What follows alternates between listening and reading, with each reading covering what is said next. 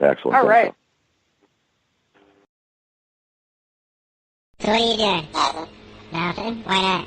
Trying to get on this Lifestyle Radio website. Sounds like a cool website. Yeah, it's alright. Oh, wait, I might have it. You might have it. You're listening to Lifestyle Radio. The opinions expressed during this show are those of the individual participants and do not necessarily reflect the opinions of their associated organizations or Lifestyle Radio. So what are you doing? Nothing. Nothing? Why not?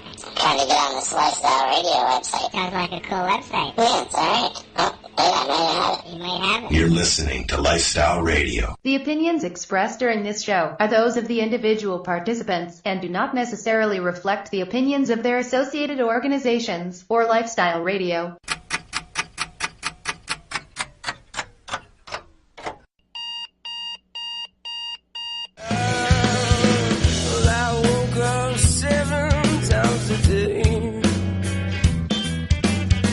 It's easy feeling so long to keep. They get by a minute into force. Oh, I didn't notice it's still getting full. But only when got him back, yes, I got here. I didn't think it'd ever come to a stop. Well, good morning, everybody, and welcome to Cannabis and Coffee with me, Tamarijuana. It's a beautiful day in the East Kootenays today. The sun's shining, and summer is here. Summer solstice was last week, or I guess the 21st, and we are now into shorter days coming around, which means that, you know, if you're going outdoor, it'll start, you know, wanting to watch them for some red hairs and little hairs poking out, and or little balls, because you might have that problem too if you know, we're seeds. But, you know, now's the time that's going to start shortening up your days, so your growth season's going to just to be ready, getting ready for harvest soon. This morning, I don't even know how to introduce Randy. He's extraordinary. He's been a long-time activist. He has been battling the marijuana laws. Never mind now, his battle is with the banks. So he's gone from being, you know, small business to, you know, having a very successful business running to now having no bank. So good morning, Randy. I'd like to welcome you to the show. Well, thanks, Tamara. I really appreciate this. What usually I do is, you know, introduce you and then ask you who you are and why are you here and why did you get involved in the cannabis movement? Well, thank you for the introduction, Tamara. I'd hardly say I'm sort of extraordinary, but my involvement began, probably almost 25 years ago when I was arrested with a roach. And it kind of opened up, I guess, my mind to exactly what was going on. I had always spoken up against it. But anyway, that was sort of my introduction. And then from there, I kind of moved forward. I've been involved, I guess, in many fronts, up and through Supreme Court of Canada, on a local front, running politically, and then now developing a business called Hempies, Gifts and Novelties that I started maybe 10 years ago this October the 24th. And I've been very blessed with the business going exceptionally well in this community of Langley. And it's been a challenge, but I've really enjoyed it, Tamara. Oh, that's great. And, you know, Langley was kind of, you know, out on the West Coast, where for some people that don't know exactly, because Vancouver is made up of, you know, little subdivisions kind of off behind and going eastward. So Langley is kind of situated on the edge of the Vancouver downtown. So your municipality's different legislation or different than, say, Vancouver. So were you harassed by the police a lot when you first got open with Hempies, or not at all? Or Oh, no. It was a real challenge. Out here in the valley, it's much more conservative. It's quite rural. So in terms of that, you know, even me just coming out and opening up, you know, a little tiny store that was at least taking a positive position towards, you know, marijuana use, it was confronted right away. They tried to deny me a business license.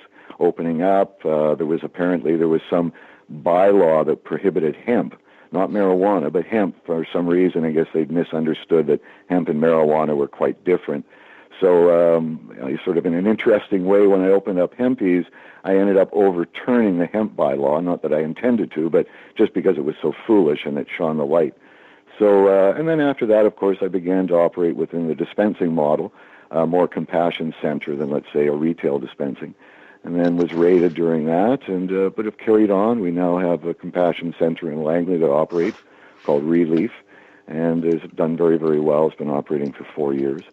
So there's That's been a lot of awesome. work that's taken place in the city of Langley and in the Langley areas, and it has been challenging, Tamara, but I'm very grateful for the community. They've been very supportive, and, here we are today. Absolutely. And really, when we look back over the last 10 years, I mean, it's been a battle. Like, it hasn't been an easy road. And I mean, for some of the patients that have been battling for, upwards of, like I said, 20 years, medical didn't come into effect until 2002 in reality. So, here we sit, and now we've got this new regulated program rolling out.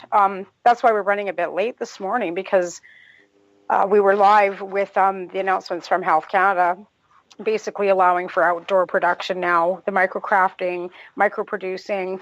Nothing really new that we didn't know. It was kind of, already out there. We kind of knew when it was going to happen, but they're still not going to allow, the licensing still not going to come out to the 17th of October for any of the microcrafting, which I find is kind of, kind of screwy, because if you want them to be into the market when the licensed producers are ready to go, you'd think they would start licensing them now, but, it's the government, they do it. I don't even know what to say, because they're doing it all. They say they're claiming to do it all right. Yeah. And I'm sorry.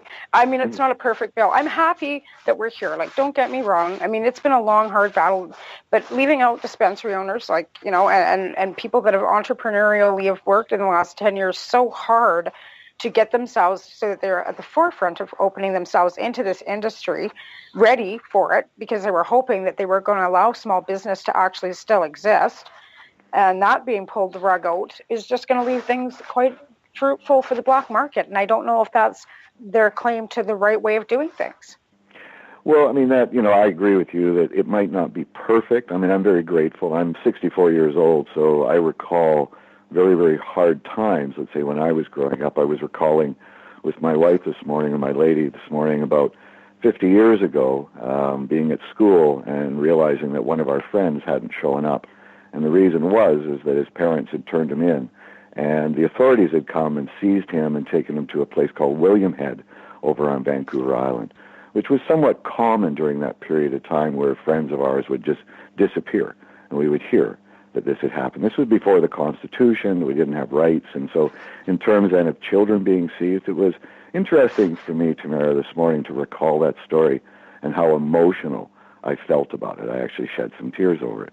But Absolutely. This is why I think when I talk about as we're moving forward, is we really need to understand some of this, how we arrived here. Like, I think this is being forgotten as we're looking towards the money model and sort of turning it into this business project, which I think is wonderful. I'm grateful for the transition. But we need to understand the pathway, or the path to this point. And the path to this point, whether it be John Conroy as our lawyer, or Kirk Tusaw, or others, whenever they've gone before the courts, it wasn't about the commercialization or the money model. It was always about the human rights issues. And that, for me, was always how I battled within this.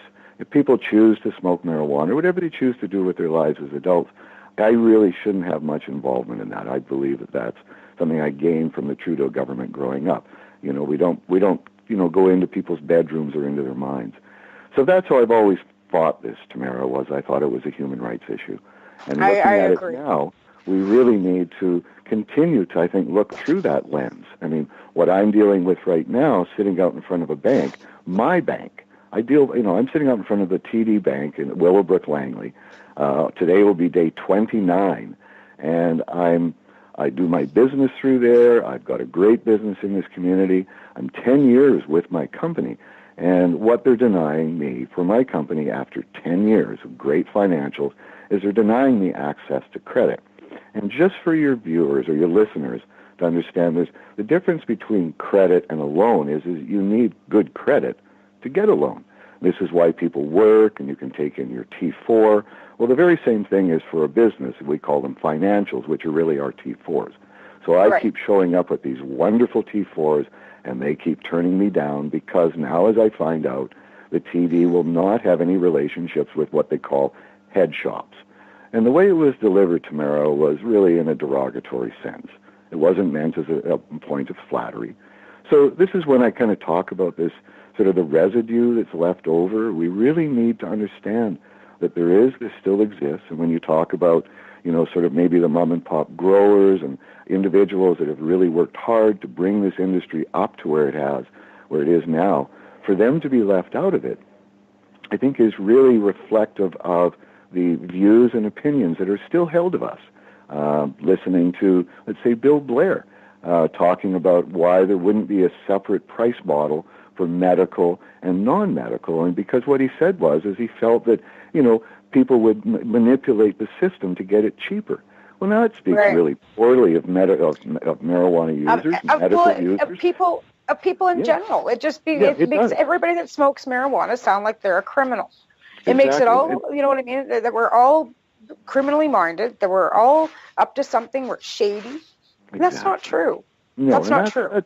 That's what I'm getting about when I talk about the residue that's left over from the propaganda. It's kind of like the sludge at the bottom of the tub. And these are the things that linger. So now whether it be this or whether it's same-sex relationships or even you as a woman, some of the sludge that's left over, even though you have what would be considered equal rights and all these types of things, is that true, Tamara? Absolutely. No, and I agree with you on all points of that because, we're supposed to be equally, equal to everybody. And I agree. There's always that sludge, the stigma. Yeah. And I think, as medical patients, we've come a long way with trying to alleviate that. I think we've got some well-rounded activists out there that are productive and professional that have really brought forward the positive professional side of cannabis. I think the licensed producers, too, have given forth, because it's more business-minded, that stigma for some is gone away because of the business model that's being brought forward. But it's left, like I said, the small businesses behind because their business model doesn't say, I'm a millionaire. Because I'm not wearing a $10,000 suit, and I'm not walking into a great big warehouse full of thousands of marijuana plants that I've paid $70 million to have the opportunity to do this. And I think that's, the line that people are drawing. The division right now it's brutal. I must say, just, watching friends that, I battled with, and like I said, I don't begrudge anybody for having success. I say, good for you. You worked really hard, and I'm very proud to know you. I'm not one of those people that think Jesus Christ. It's kind of heartbreaking, though, when you battle next to somebody and you see them kind of like I don't know. It's been a bit heartbreaking, I guess. The whole idea of stepping over people, I think, is really what you're discussing, and that's what I see with me sitting out in front of the TD, which is that they would, they've said to me is that they don't have any relationships with business that were having to do with marijuana, which I told them, I said, you're lying to me. Of course, I knew this, because the TD is one of the largest financiers of LPs in Canada, along with, I think it's the Scotiabank, as well as if you go into the TD, you can, in your stock portfolio, you can buy marijuana stock. So the relationship that the banks are willing to have with money is very, very clear. But I think the Bank of Montreal just gave Aurora a great, big, huge loan. Exactly. In fact, I'm pretty sure the Bank of Montreal just stepped up and, told Aurora that they could have, I think it was some outrageous $200 million or $2 million, or I can't. $250 million or something like this. So they could So, but like I say, what's kind of fascinating is, and I would probably suggest that Aurora or any of these companies, they should really pay attention to what the bank is doing to, let's say, hempies and the consumers that I serve, because hempies and those consumers are the very people that Aurora and all the rest of them need. These are your customers that the TD is turning on. And they should really keep that in mind, because you know what? If these large companies don't come out and support their consumers, the consumers won't support them. Now, I came across some really interesting numbers tomorrow when I went to a meeting here in Langley. It had to do with Colorado. In Colorado, and I'm trying to get the numbers right, but my sense is that in terms of consumers of marijuana products in Colorado, 10% of the consumers consumed 35% of the product, which left 90% consuming the rest. So what that tells me is that as a group of people, as a 10% group, we carry a lot of financial weight. So when the time comes, we will be able to, if we find companies that don't support us, we will be able to hot list them. This is something that we will be able to do moving forward. if there are those that continue to want to harbor or share or support negative views of us, or companies that would ban or limit our access, we have authority. I think that's something that, that businesses need to understand, that we are the customers, we are the consumers. So they need to back us. And I'm not trying to, sort of be in any way be threatening, but I think I'm a business person. And so I understand the value of my customers. And I think that needs to be looked at, Tamara. I agree. I totally agree. And I think that as patients, or, even as a consumer of any kind, it's the quality over quantity. You know what I'm saying? And if you're going to go into somewhere that people understand where you're coming from and have compassion, rather than, I'm going to look at this website here, they've got that, and you can't even really get a good look at it, and you can't smell it, you can't see it, I don't know. I foresee a lot of failure. I don't like to say that out loud too much, but I see, the future of cannabis being maybe at the end of the day, maybe 50 producers that actually stand. I would agree. It'll end up going sort of that model. But when you talk about, let's say, the medical side, for the non-medical, of course, it will become commercialized and it'll become like, beer and, Coca-Cola. But in terms of the medical side, I have been having a lot of discussions locally with, let's say, John Aldig, who is my Liberal MP, Mary Pollock, who is my provincial MLA here in British Columbia, and regarding sort of how we haven't really brought in anything in terms of medical access within the new framework, whether it's federally or provincially.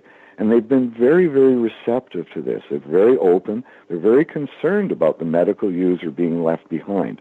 As I've said, my daughter runs the Compassion Center here in Langley, Relief, and we've had both of those government officials come in, review what we do, and I believe we have really strong support for our model. And just to be clear, our model, and I'm not trying to brag, but however, it is a bit of a brag. It is a one-off in Canada. Our model is built not on profit-taking at all. We really serve the medical people. We wholesale everything. Our price of our whole bud is either $3 or $4 a gram, which is wholesale pricing. And then we charge a $1 per gram dispensing fee. So you will never pay anything more than $5 per gram, regardless of the strain. We flatline all of that. And so we've adopted that model. That's the model I've always operated on over the last 8 years. And that was how we survived. Well, when I was raided, it was called the Langley Medical Marijuana Compassion Center. And when we were raided, that was what allowed us to go to court and succeed. When the Crown realized and supported in court is that it wasn't a money model, is that we were actually there to serve the medical people. And we never deviated, Tamara, when so many opened their doors to anybody being able to come in and purchase. This was a phenomenon, as we all saw, happened a year and a half ago, where pretty well all of so-called dispensaries went retail. Yeah, and, 19 and over, Yeah, we held our ground, and we've maintained that model. Now, fortunately, because we've maintained that model over almost 9 years, we're being looked at by government officials as potentially becoming a pilot project, only because we've actually stood by this. We've maintained our integrity. We've continued to only serve medical people. That's what it's been about. Honestly, Tamara, I did my financials for Relief just a few months ago, and I run that as a proprietorship so that I can control how little profit it will make. And last year, we left over $1 million in the homes of people who had medical necessity. That was profit we didn't take. Wow. Okay, that's huge. That's incredible. And I live in a small community, but I just calculated that number off of what is normally charged in other so-called retail locations, which is $8 to $10 a gram on the low end, and then moving up. So using that, we left over $1 million in our community, small community. So that's great. It's, and that's, I think those are the things moving forward that will really carry us. I mean, my work, with Hempies is one thing, but the work that I've really been doing in this community over the last 10 years, probably 20 years in the Lower Mainland, was really about medical access. And I'll never give up on that, Tamara. I'll never deviate. And now that my daughter has taken over, oh my God, what a powerhouse she is. That's amazing. She has a nursing background, and she came into this not because she was a believer in marijuana as, any sort of having any sort of medical efficacy. She came in because I took it over to her after she blew out her back like most nurses do, and she was in severe pain, and I took over a vaporizer and some lozenges, and she begrudgingly used them and saw the effects and came on to retrain and work with me, and she's been running this for 4 years, and she's now acting as an educator, going out to care homes and universities and speaking on this. It's really wonderful. Good for her. Yeah, that's amazing. It's and that's so the good thing for all of us. Right, and I tell people that too, like, don't knock it till you try it. Because, you get on a thread somewhere and you see somebody, well, I don't want to have to smell it in public, and I don't want to have to, I don't want people coming to work impaired.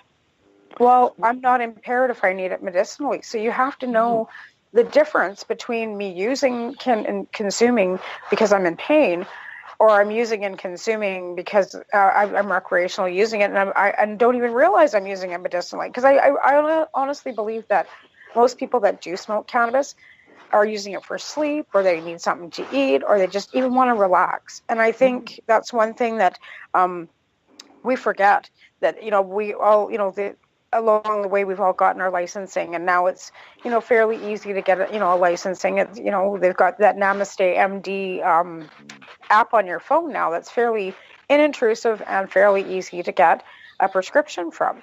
And they're not handing out, willy-nilly a bunch of, 5 million a day gram licensing kind of thing, but at least people are getting access. And I believe that's something that we all fought for, was just access for long.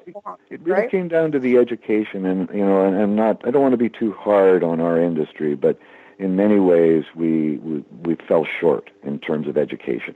We didn't take that on. Yeah. And so that's been a very large part of it. So when you talk about people not, they're not sort of confident or comfortable with the use of marijuana, cannabis medicinally, that's a big part of what we've had to do, and my daughter Tara does at Relief, is the education, is to help people understand this as a medicine. And in order to really use it, effectively as a medicine, it must be used 3 times a day. People that use it non-medicinally know that, you get high, it lasts maybe 6 hours, you kind of feel that feeling. Well, that's kind of like most medicines. You take your medicine 3 times a day. Well, this is what we educate people, and so you're not spiking. If you take your medicine 3 times a day, you will not even notice the effect. As a non-medical user, you want to spike. You want to feel the high. So you need time between it. We've all seen this. Remember, we were kids growing up, you smoked too much, you couldn't get high anymore.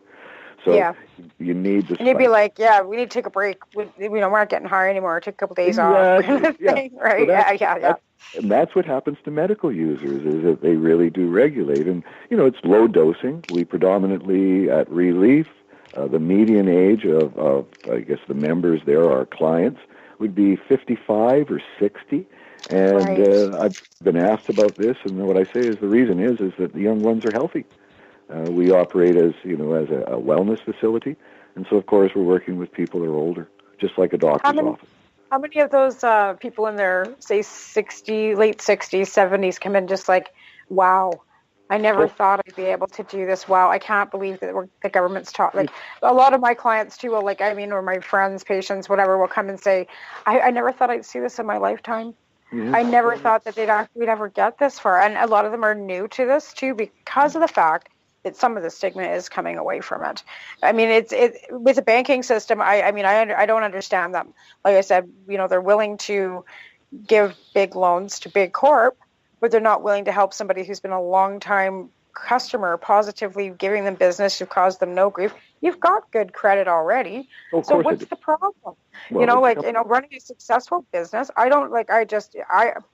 If I was in Langley, I would be out there protesting with you, because I think this is ridiculous. But this is what I talk about, is sort of that sludge, which is the discrimination, which is that prejudice. And that's what's left over from the propaganda, not the prohibition. The prohibition is its own thing.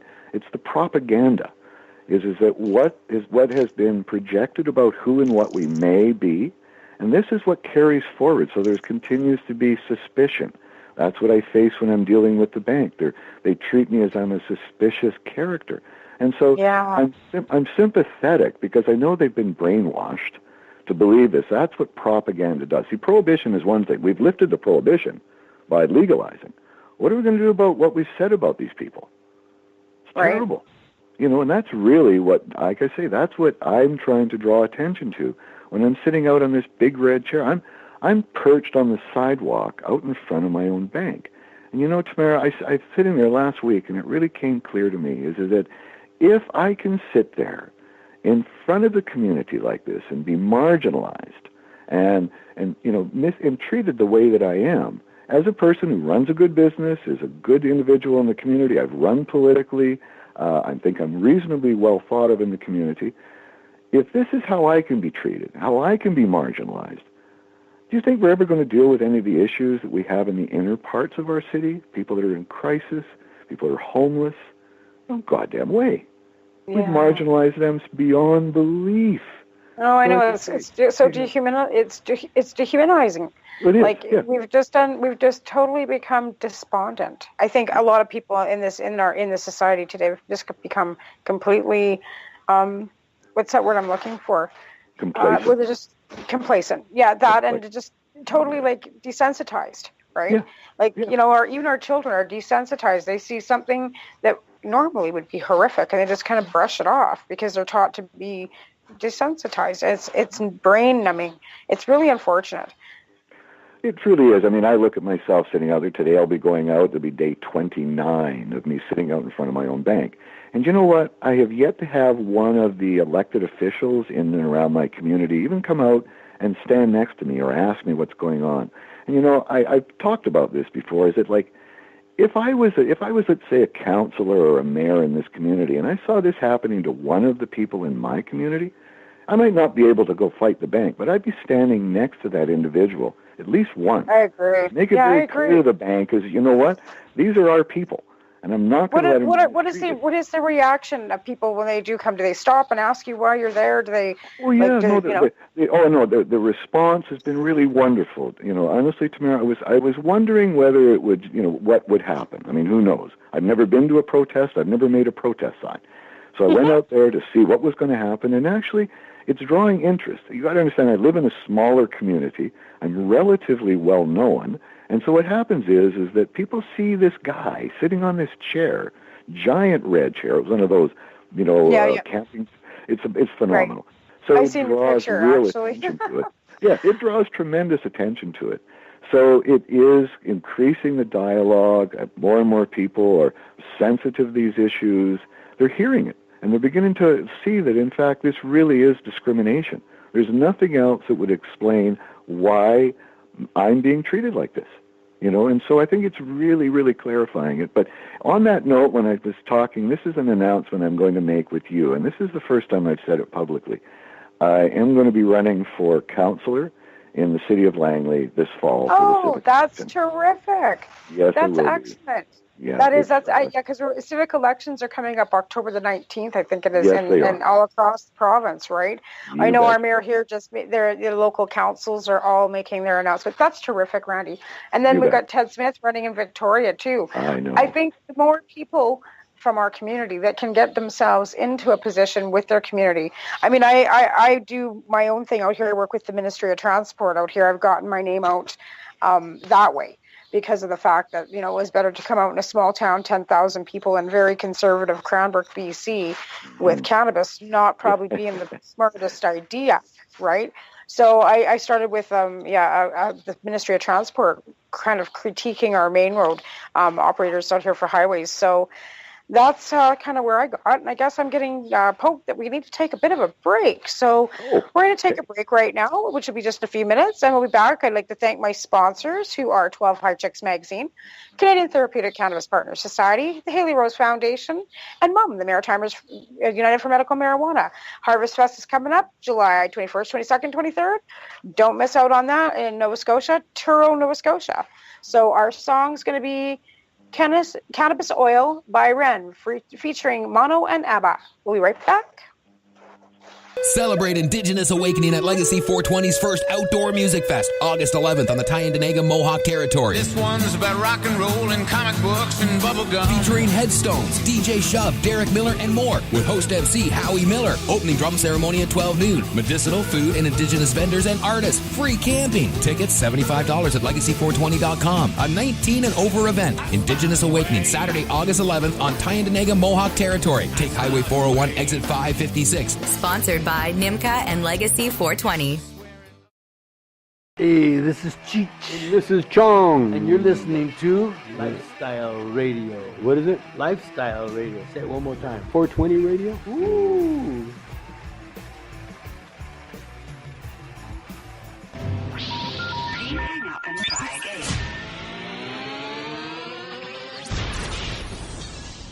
You're listening to Lifestyle Radio.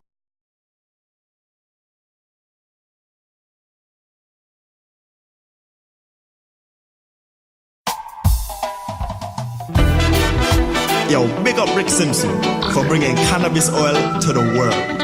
Your oil helped enough people defeat cancer, you know. Thanks so much.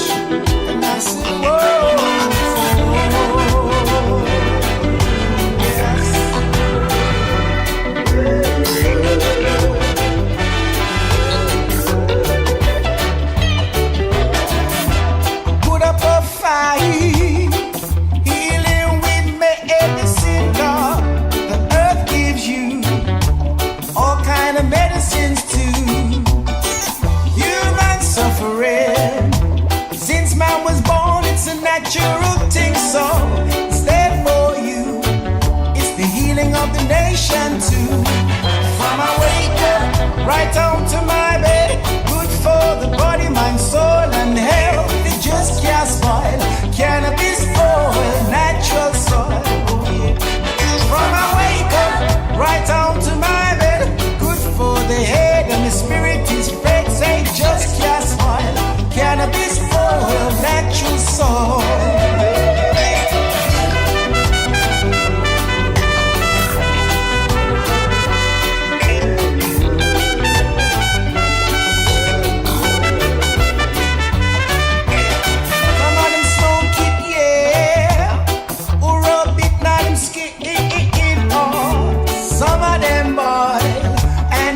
From the natural oil, goodness it bread. Listen me now, it's a natural thing, it's good for you. It's the healing of the nation too. Before I wake up, right down to my bed, good for the body, mind, soul, and health. It just can't spoil. Cannabis oil, natural soil. Oh yeah. From I wake up, right down to my bed, for the head and the spirit is fed. Say just can't spoil. Cannabis oil, natural soil. Feel the vibes in your soul. Feeling right, that's the goal. Healing nature, got you feeling greater. Natural power coming out the good green earth. That is what we deserve. Good green herb. They tried to stop it in the name of profit. The doorway to healing everything. They tried to lock it, but they can't stop the tide. Got the oil on my mind, the most beautiful plant you will ever find. From I wake up, right down to my bed, good for the body, mind, soul, and health. Say just can't spoil. Cannabis oil, natural soil. From I wake up, right down to my bed, good for the head and the spirit is fed. Say just can't spoil. Cannabis oil, natural soil.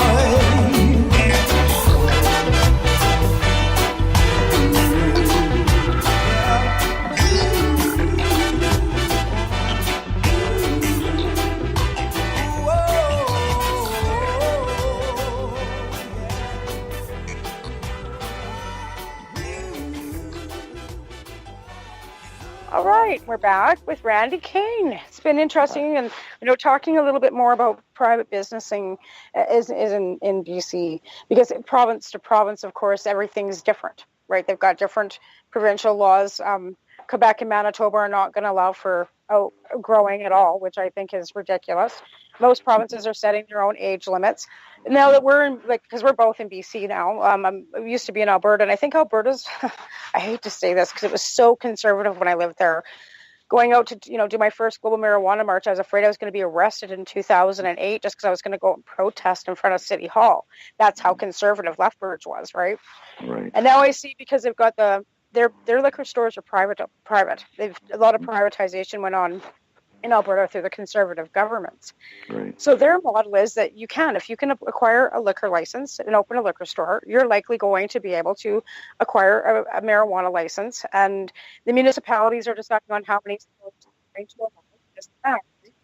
So that means that, how do you think it's going to roll out here? Do you think that the NDP government here, because they're saying no private store, I was saying some private, but mainly through the Liquor Control Board, how do you think that's going to roll out? Well, I mean, what they're talking about here in BC with the framework is that there's going to be public and private, so now how that's going to feather its way out, I'm unclear. But when you're talking about all the different schemes across Canada and the rest of it, you know what? They're all going to be threatened by charter challenges. This is what I've been trying to caution so many elected officials and others that are, part of creating these bylaws and these restrictions and limitations on us moving forward, is that they've got to really appreciate that, see, what happens when you move from people being criminalized to all of a sudden becoming free spirits, free agents within their country? The whole rules change. You can no longer minimize or marginalize those individuals. I'll give you a prime example. Let's say 10 years ago, same-sex relationships was something that was banned in this country. I think it was probably 10, 15 years ago. And during that period of time, there was all kinds of atrocities that could be brought upon these people, denying them loans at a bank or credit or jobs or, whatever the hell went on. But now the moment that those laws changed and they were lifted from the criminal code, from being criminals, they were now considered to be free men, if you want to look, or free women. So now all of a sudden you are given all rights as anybody else. So now, looking at that, do you think that any province across Canada could have limited the rights of gay, lesbian, or same-sex relationships across Canada and have gotten away with it? No damn way, and they wouldn't even try. Well, you know what? I'm trying to help them understand that if they're going to try to do that to us, the same rules apply. We were criminalized. And so now, because we're coming out the other side, we have full and complete rights. Full and complete. They try to compare it. I've talked with councillors and mayors, and they go, well, no, but we can limit money marts, and we can limit tattoo parlors and sex shops. And I say, oh, yeah, but those weren't criminalized. It was different. That comes down to some sort of community attitudes or, those sorts of things. Well, you can regulate that. But this is different. We were criminals. Get it? Now I'm a free person. And if you want to stand in my way, be forewarned. And because I assure you, Tamara, and I want any of your listeners to understand this, that's where I'm investing my money going forward, is that I will go after each and every one of these individuals through hate legislation, through hate crimes, through hate speech, through whatever they want to do. I will drag them through the same mud that they drug us through, if that's what they want to do. That's very true, yeah. Oh, no, Tamara, they don't understand it. But there will be so many charter challenges, and before that, like I say, hate legislation will cover a lot of this, because now, will they be able to say negative things out about us? Only if they can support it, right? Right. Right, that's very interesting, yeah. Yes, it is. It changes the rules. It really totally does. Yeah, Yes, that's very interesting. I never thought of it that way. That's totally know. Changing the whole game playing, totally. the whole field, right? Totally. The whole game field. Yeah, well, look at when abortions. Now, there's a very controversial issue in Canada when they sort of lifted the ban on abortions.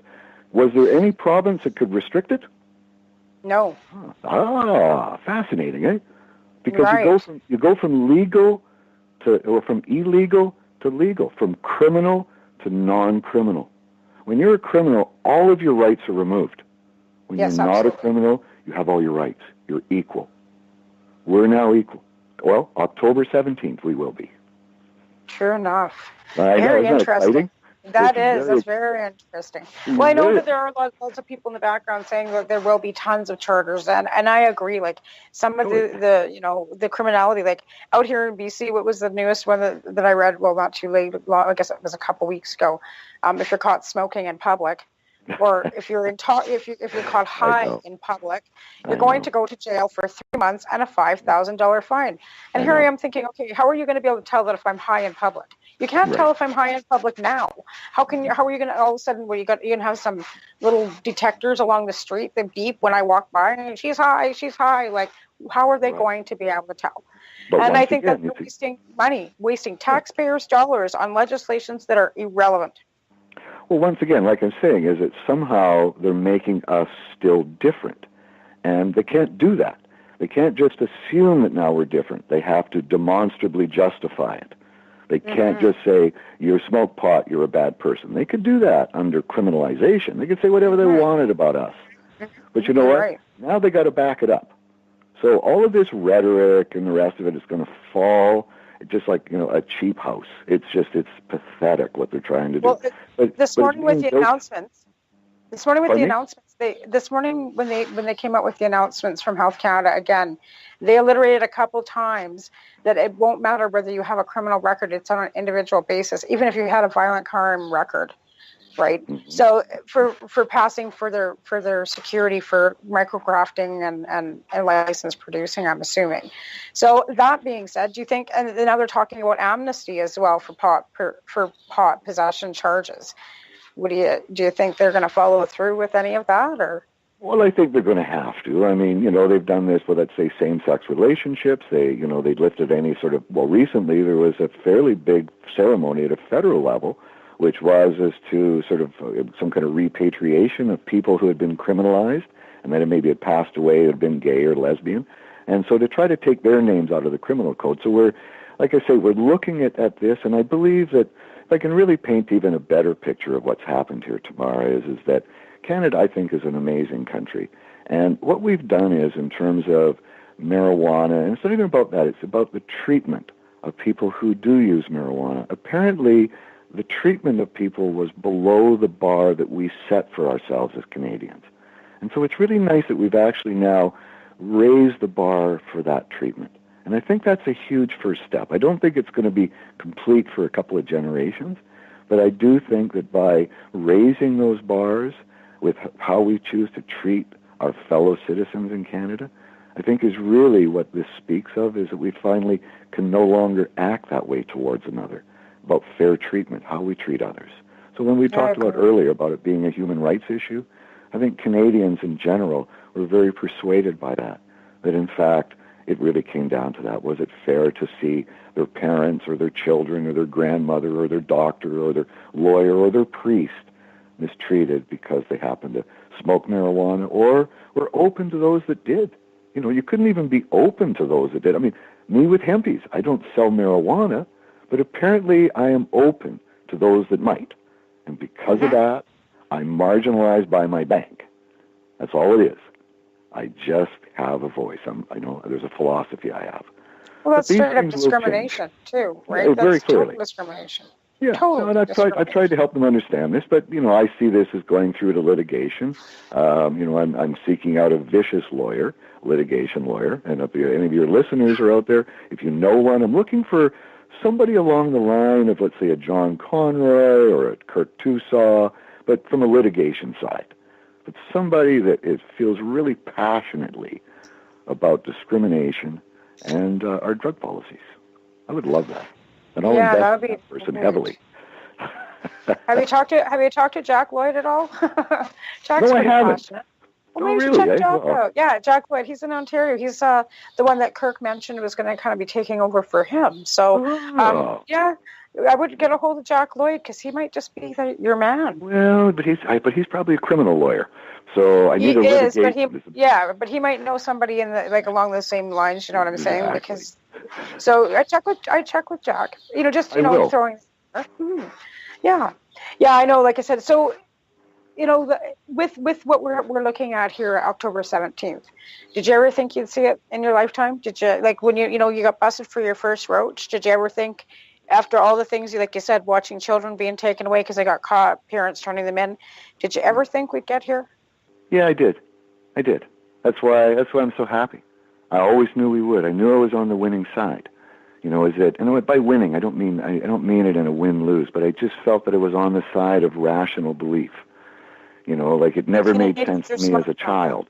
And so I carried on. And so for me, that's really what it's been about. I believe that I would move in this direction, and I was confident that it would be. I was confident of those values that we share as Canadians, and that we would get to this point. And we have. So that's why I really celebrate it. It's like, oh, sure, it may not be perfect, and there might be individuals that, would like it to be different, better, all the rest of it. But you know what? It's a huge change. We're no longer talking about criminalizing people. We're trying to discover ways in which to not criminalize in order to legalize. And I know it's not perfect, and I know there's limitations, and those limitations are because of the bloody propaganda. We've still got people out there that are afraid. They're afraid of us. They're afraid of marijuana. And because of that, the government's having to take a slow approach. Like they created this madness. Yeah, they created this madness. Yeah. So what we've got to do is, it's going to take time. But no, honestly, Tamara, I mean, I carry this positive message. I always have. I've had a lot of sand kicked in my face, but you know what? I just dust it off and get on with it. I'm confident in my own beliefs. I believe in myself and the things that I've witnessed. Tamara, I'm 64 years old. I'm not a kid anymore. I've had a lot of bullshit spoken to me over my life, and I've even spoken some of that bullshit myself. And but at this point in my life, you know what? No. And so I can speak passionately. I can speak very succinctly about what's going on, and that's something that I can bring in my community as an elder. And that's, I guess, what I'd like to see, probably, in this discussion with you, is that for our elders to step up. I'm 64. I don't see anybody else out there. I'm watching so many of our young people dying because of fentanyl, because we're really not as elders stepping up and demanding real change. And those are things that I also speak out against, Tamara, is that. This is really also the residue of drug policy, of the propaganda, that it's okay to leave these kids to die, that somehow it's fitting and it's deserved, and, you make a choice. I'm so sick of hearing people say that, addiction's a choice. It's not a disease. I'm like, how about you give your head a shake? People don't set out to become addicted. It's just not. But like I say, that's the propaganda. This is what people have been fed. And so we really, I appreciate some of the anger people can feel when they hear it. But I try to be very sympathetic at the same time when I hear people say this, because I know that they've been misled. That I think people are fairly rational if they're given the right information. So when I hear people, and I have to understand is that has been the mantra, but it might not have been true. And so that's what we have to work towards now, is educating and being compassionate. I'm not saying that we got to roll over, but at least being able to listen to people and understand that, they've been fed so much bullshit over the years. They've been fed a bloody diet of it. And, I know, right? So I think that on some level, when we hear our neighbors or our friends or our associates, speak some of this rubbish, we should also pause for a moment and understand that they too have been the victims of all of this. They really have. They've been lied and cheated too. They've been, they've had to turn their backs on their friends.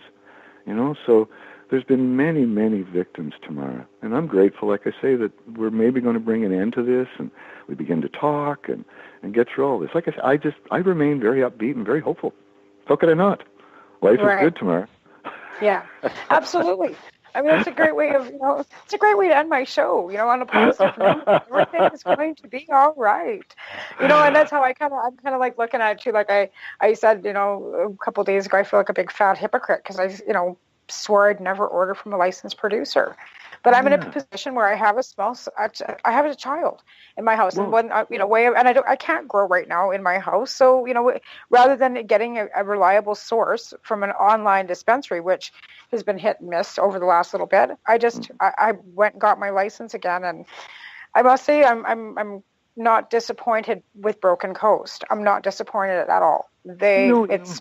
No. It's wonderful. Honestly, Tamara, I mean, that you have the options, and you're right. I mean, there is this feeling, I know with any of us, because, we'd sort of lived as outlaws. Made me feel dirty. Yeah, I kind of felt dirty. I know. My first box came and it was like, oh, do I touch that box? Like, okay. I can't believe I did this. Oh, my God, right? Okay, but there you go. I have to have medicine. Yeah, I have to have... You become that victim, too, from all that's gone on, that you begin to feel like maybe that you are selling out. So like I say, there's a lot of this that, I look forward to all that healing, I think it's going to be a great thing, Tamara.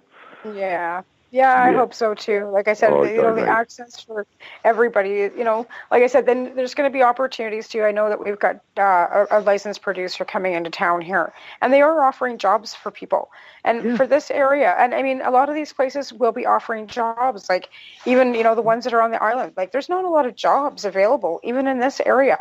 So I see it for some people, it'll be really beneficial. So you got to be on the positive note, and with this, steel tariffs and everything that's going shit south in the States, marijuana might just be the thing that saves Canada. I think for a lot of younger people, and it's a great opportunity. There's no doubt about it. The challenge that I hear is a lot of us that are sort of old outlaws. It's kind of a way of life that some are don't want to give up too easily. But I think most people are happy to see the transition. Well, I mean, they had to appeal to people that did not consume, right? It's pretty hard to pass off, some young couple that have, a couple kids that have never consumed, especially with the religion. The Bible Belt in Canada is alive and well.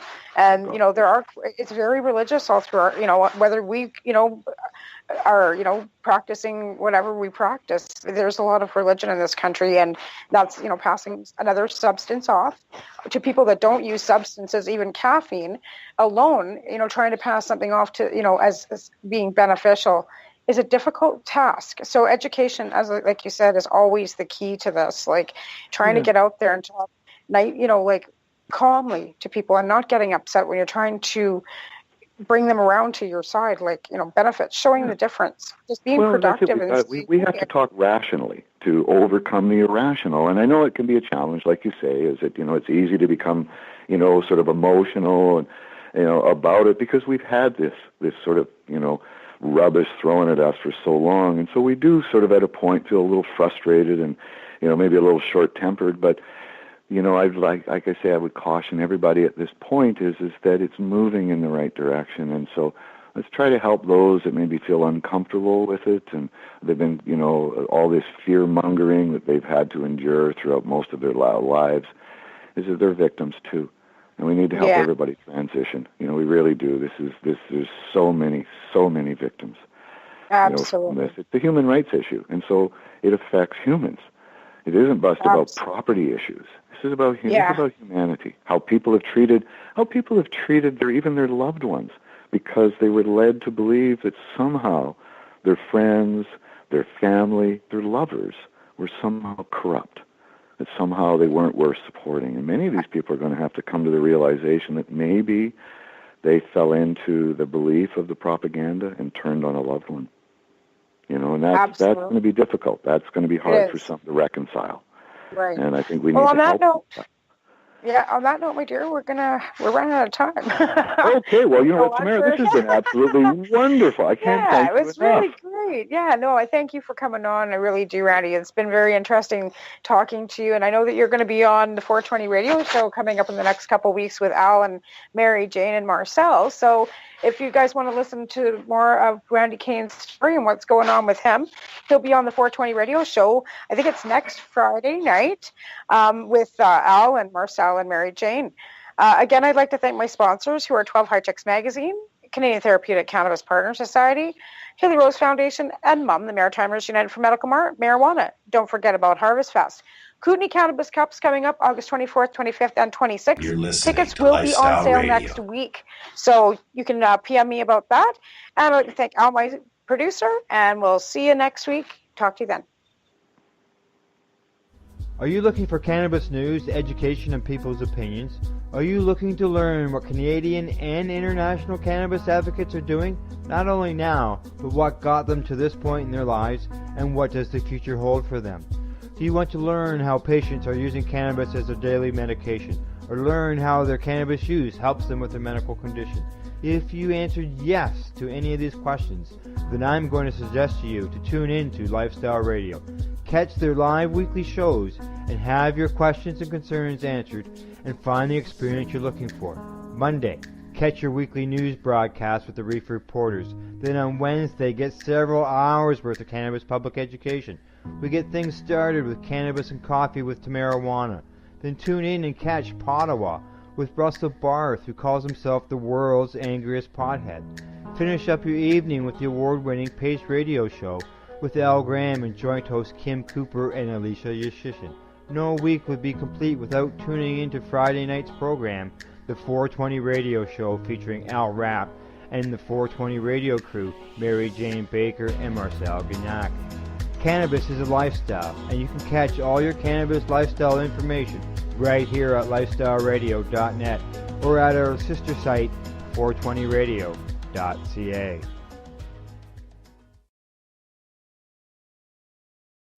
Celebrate Indigenous Awakening at Legacy 420's first outdoor music fest, August 11th on the Tyendinaga Mohawk Territory. Came down Sunday, offered me a Featuring Headstones, DJ Shub, Murray Porter, and more, with host MC Howie Miller. Opening drum ceremony at 12 noon. Medicinal, food, and Indigenous vendors and artists. Free camping. Tickets $75 at legacy420.com. A 19 and over event. Indigenous Awakening, Saturday, August 11th on Tyendinaga Mohawk Territory. Take Highway 401, exit 556. Sponsored by NIMCA and Legacy 420. So what are you doing? Nothing? Why not? Trying to get on this Lifestyle Radio website. Sounds like a cool website. Yeah, it's alright. Oh, wait, I might have it. You might have it. You're listening to Lifestyle Radio. The opinions expressed during this show are those of the individual participants and do not necessarily reflect the opinions of their associated organizations or Lifestyle Radio.